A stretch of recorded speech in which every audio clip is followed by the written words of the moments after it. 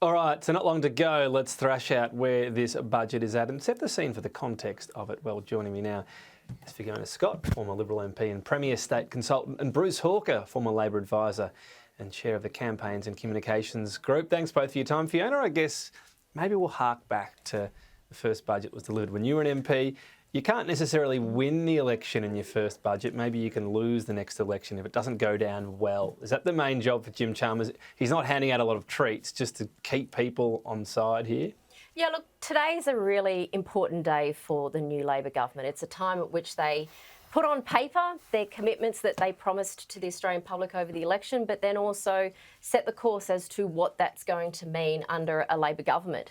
This is a really important budget at this time because when you look at the economic headwinds, the increase in energy that, the impacts of, not only rising commodity prices going into energy, but then, of course, what the impact of the war in Ukraine is having on that. The global interest rates that are going up as a account of what's happening with inflation, and then all the inflationary pressures that we see that's hurting everyday Australians, from the petrol bowser to their grocery store. So for Jim Chalmers, he's got to solve a lot of problems here, but at the same token, he's also got to show a path forward for the Australian public and also what a Labor government's going to mean. It feels like almost a first do no harm sort of budget, maybe, Bruce. And I'm harking to 2014 as well, because it was the first coalition one and Joe Hockey was delivering a tough medicine budget. The voters didn't want the medicine. And Jim Chalmers has his own sort of tough medicine he's delivering. He's saying cost of living's bad. I can't really help you right now. That's the message he's sort of got to deliver, isn't it? I think it is. And one of the things that they have to hark back to isn't just 2014, but 1973, when Gough Whitlam had been elected. He had a lot of big promises he made in the 1972 election, and they walked straight into the terrible oil shock of 1973 in February, but still pursued a lot of the big spending measures in the 73 budget. And I think that did set up a lot of problems for Labor back then. Jim Chalmers is acutely aware, I think, of Labor history in that regard, and then I think they won't be going down that path. The number one enemy here is inflation.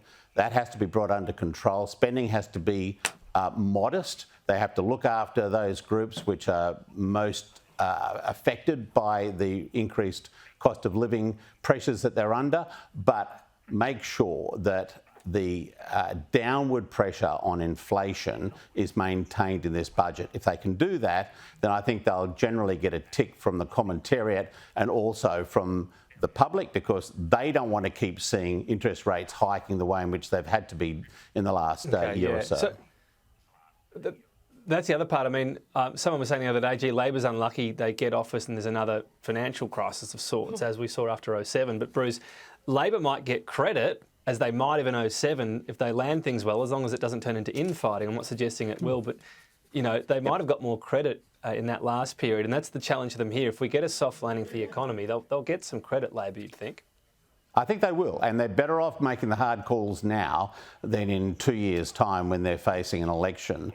I think the public are prepared to accept that the circumstances are quite difficult and unique, and they're international. They're a new government. They've inherited some problems from the previous government. They have to do something about the deficit, and I think they will do that. But essentially, they're going to have to keep downward pressure on spending and on inflation.